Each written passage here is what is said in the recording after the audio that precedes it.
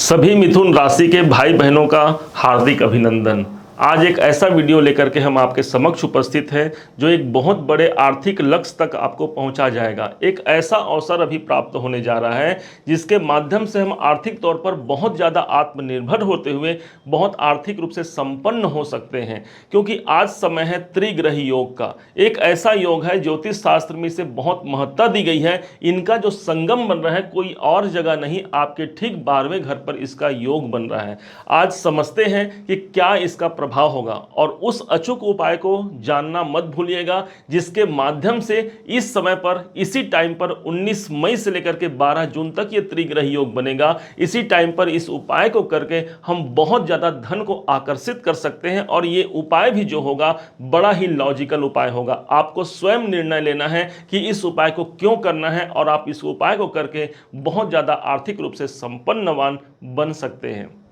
प्रारंभ करते हैं। सबसे पहले आपको पता होगा कि गुरुदेव 1 मई को ठीक प्रवेश कर चुके हैं वृषभ राशि पर, जो कि मिथुन राशि से ठीक 12वां स्थान है, और ठीक 14 मई का वो डेट था जिस दिन सूर्य नारायण भी पहुंच गए हैं 12वें घर पर। ये दो ग्रह मौजूद थे। अब ठीक जैसे डेट आता है 19 तारीख का, शुक्राचार्य जी महाराज भी ठीक आपके 11वें घर को छोड़ करके 12वें घर पर इनका प्रभाव हो जाएगा। देखा जाए तो 3 ग्रहों का यहाँ पर संगम हो रहा है। पहले शुक्र को समझते हैं तो ध्यान दीजिएगा, आपके प्रबल योग कारक ग्रहों में शुक्र की गिनती होती है। क्यों होती है? क्योंकि ये पंचमाधिपति बनते हैं। 7 नंबर की यहां पर राशि गई लिखी हुई है, अर्थात इस भाव के स्वामी, पंचम भाव के स्वामी हमारे शुक्र जी देव जी बनते हैं। पंचम भाव वो स्थान हो गया जहां पर से मेरे स्वयं के एजुकेशन, मेरे स्वयं के निर्णय, मेरे स्वयं के शिक्षा के द्वारा मुझे धन की प्राप्ति होगी। पंचम भाव वो स्थान हो गया जो पूर्व में आपने कोई कर्म किया है उसकी जागृति का समय है, और इस समय पर शुक्र को माना जाता है। हमेशा के लिए बता दें, शुक्र एक ऐसे ग्रह बनते हैं जो धन के कारक माने गए हैं हमारे ज्योतिष शास्त्र में, क्योंकि काल पुरुष की कुंडली यदि आप देखें तो 2 नंबर की जो राशि होती है उस भाव को रूल करते हैं शुक्राचार्य जी महाराज, और इस समय पर ये 2 नंबर की राशि पर ही उपस्थित होंगे। अर्थात उनके अंदर वो स्वतंत्रता होगी कि कोई भी कार्य वो संपन्न करा सकते हैं। जैसे आप अपने घर पर हैं, अपने आप को बहुत एक स्वतंत्रता महसूस कर रहे हैं, ठीक उसी प्रकार से शुक्रदेव अपने राशि पर होंगे, अर्थात उन्हें वो स्वतंत्रता प्राप्त होगी। चूंकि ये जो 2 नंबर की राशि है काल पुरुष की कुंडली में द्वितीय भाव है, अर्थात संचित जमा पूंजी का स्थान है, हमारे बैंक का स्थान माना गया है। अब ये तो रही शुक्राचार्य की बात। अब दूसरे तरफ समझते हैं, साथ में सूर्य देव हैं, तो सूर्य कौन है? तो इनके पास प्रकाश उपस्थित है। त्रिग्रही योग के प्रभाव को समझिएगा। सूर्य के पास प्रकाश उपस्थित है। जिस भाव पर जाते हैं उस भाव से संबंधित प्रकाश उत्पन्न कर साते हैं, वहां तिमिर अंधकार नहीं रह पाता। अर्थात खर्चे के भाव पर है, कोई हानि, कोई कर्जा यदि चल रहा है, कोई आर्थिक परेशानी चल रही है, वहां पर प्रकाश डालने के लिए, अर्थात वहां अंधकार नहीं रह पाएगा। कोई न कोई धन की व्यवस्था के लिए सूर्य यहां पर मौजूद है। इस योग को मजबूत बनाने के लिए देवगुरु बृहस्पति भी मौजूद है, जिसे भाग्य के कारक माने गए हैं, और यही देवगुरु बृहस्पति आपके कैरियर के स्वामी है, और साथ ही साथ आपके सप्तमाधिपति भी बनते हैं। इस हिसाब से आपके कैरियर के स्वामी है, अर्थात आपके नौकरी, सप्तमाधिपति होने के कारण आपके बिजनेस, इन दोनों इंपॉर्टेंट हाउस के ये स्वामी बनकर के 12वें घर पर उपस्थित हैं। शुक्र का भी यहां पर आना इन तीनों के योग को मजबूत कर दिया, अर्थात मुझे अपने जीवन में प्रकाश भी मिल गया, मुझे भाग्य का साथ भी मिल गया, साथ ही साथ मुझे शुक्र जो कि धन के कारक हैं इनका साम्राज्य भी मुझे देखने को मिलेगा। अब सोर्स समझिएगा, किस तरह से हमें सोर्स मिल सकता है। इसके लिए एक बड़ा ही लॉजिकल आपको उपाय बताने जा रहे हैं। उस उपाय को आप समझिएगा। इस अवधि में, अर्थात 19 मई से लेकर के 12 जून तक के ये त्रिग्रही योग रहेगा। इस समय पर हमें इस उपाय को करना है। समझिए क्या करना है।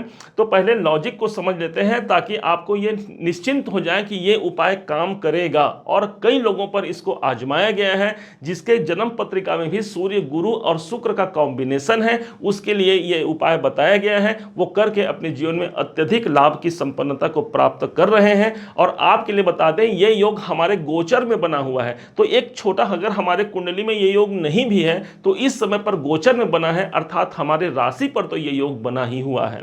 समझिएगा, शुक्र को हम मानते हैं धन के कारक मानते हैं, इसे धन कहा गया है शुक्र को, क्योंकि धन के कारक होते हैं।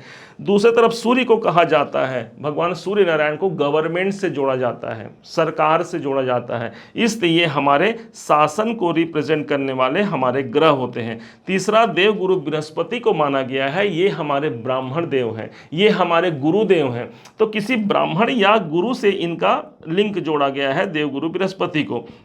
अब इन तीनों को आपको एक संग मिला करके एक उपाय करना है। समझिएगा, किसी गुरु के पास जाइए, किसी ब्राह्मण के पास आप जाइए, कोई मंदिर में भी घर के आसपास यदि कोई हो तो वहां जा सकते हैं, या मंदिर में भी जाकर के किसी गुरु या ब्राह्मण के पास जाइए, उन्हें कुछ दक्षिणा अर्पण कीजिए, उनके आशीर्वाद लीजिए और कहिए कि हे गुरुदेव, हे ब्राह्मण देव, मुझे आशीर्वाद स्वरूप 1 रुपए का सिक्का आप मुझे दे दीजिए। उनसे वो सिक्का ले लीजिए और घर आइए। पता है, आपने जिस समय पर उनसे वो सिक्का लिया, अर्थात गुरु का आपने आशीर्वाद लिया, आपने गुरु ग्रह को एक्टिवेट कर लिया, और ठीक उसी समय पर जैसे ही आपने पैसा लिया तो पैसा कौन हो गया? स्वयं शुक्र होगा, जो कि धन है शुक्र। तो इसलिए हमने शुक्र को भी एक्टिवेट कर लिया। अब भाई सूर्य को कैसे एक्टिवेट किया जाए? तो ध्यान दीजिएगा, हमारे किसी भी पैसे या नोट में उसमें अशोक स्तंभ लगा होता है, अर्थात जो गवर्नमेंट को रिप्रेजेंट करता है, और इसी प्रकार से उसमें शेर का निशान होता है जो सिंह राशि को, अर्थात सिंह राशि के स्वामी सूर्य को रिप्रेजेंट करता है। तीनों का कॉम्बिनेशन हमने इसे मिला लिया। अब इस पैसे को ला करके कुछ देर के लिए माता लक्ष्मी के पास घर पे छोड़ दीजिए, रख दीजिए। माता लक्ष्मी के पास करीब 1 घंटे 2 घंटे छोड़ दीजिए। जब इसके बाद समय जब व्यतीत हो जाए 2 घंटे के बाद में, उसी धन को ला करके, उसी सिक्के को ला करके आपके घर के तिजोरी में इसे आपको रख देना है। भाई तिजोरी में क्यों रखना है? तो इसके लिए समझिएगा, ये तीनों जो त्रिग्रही योग बना है वो 2 नंबर की राशि पर बना हुआ है। 2 नंबर की राशि जो होती है वो हमारे संचित धन को दर्शाती है, हमारे बैंक को दर्शाती है। यदि वो पैसा ला करके हम अपने तिजोरी में या अपने जहां पर भी हम अपना पैसा संग्रहित रखते हैं वहां रख लिया, अर्थात हमने दूसरे नंबर के भाव को हमने एक्टिवेट कर लिया, 2 नंबर की राशि को एक्टिवेट कर लिया, और इस उपाय के माध्यम से पैसे को छोड़ दीजिए, रहने दीजिए। निश्चय मानिए कि एक लंबे अवधि तक, ये एक उपाय लंबे अवधि तक आपको आर्थिक रूप से बहुत ज्यादा संपन्नवान बना करके, चाहे आपके कर्जे हो या धन संबंधी कोई प्रॉब्लम चल भी रहे हैं, इस कॉम्बिनेशन के द्वारा हम इस समय पर यदि 1 दिन भी कर देते हैं तो निश्चय मानिए एक बहुत बड़ा आर्थिक लाभ आप प्राप्त कर सकते हैं। और इस संपन्नता के माध्यम से दूसरों का भी भला करने के लिए ये योग काफी प्रभावशील और काफी महत्वपूर्ण साबित होगा। उम्मीद है आप सबने इसे समझा है, आप सबने इसे जाना है। यदि आपने इसे समझा है, जाना है, मेरे समझाने का प्रयास यदि आपको सार्थक लगा हो, मेरे समझाने का तरीका यदि आपको सार्थक लगा हो, तो हर बार की भांति इस बार भी अपना प्यार भरा लाइक और कमेंट करना कभी मत भूलिएगा। और हाँ, यदि अभी तक आपने चैनल को सब्सक्राइब नहीं किया है, सब्सक्राइब जरूर कीजिएगा। पुनः एक बार फिर आप सभी का दिवस बहुत मंगलमय हो, इन्हीं शुभकामनाओं के साथ। जय श्री राम।